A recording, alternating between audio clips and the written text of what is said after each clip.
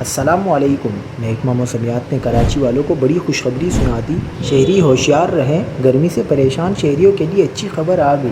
کیا آپ حالات حاضرہ سے آگاہی حاصل کرنا چاہتے ہیں؟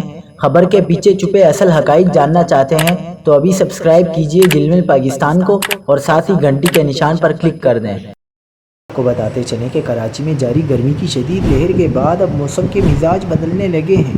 محکمہ موسمیات نے آنے والے دنوں میں گرمی کی شدت میں واضح کمی اور سمندری ہواؤں کی بحالی کی نوید سنا دی۔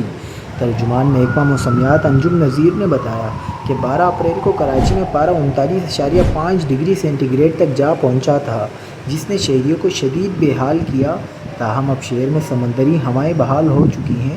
اگلے 8 سے 10 روز تک شدید گرمی کا کوئی امکان نہیں اور شہر کا درجہ حرارت 35 ڈگری سینٹی گریڈ کے آس پاس رہنے کی توقع ہے۔ محکمہ موسمیات کا کہنا ہے کہ 16 اپریل سے ملک میں مغربی ہواؤں کا ایک نیا سلسلہ داخل ہو رہا ہے۔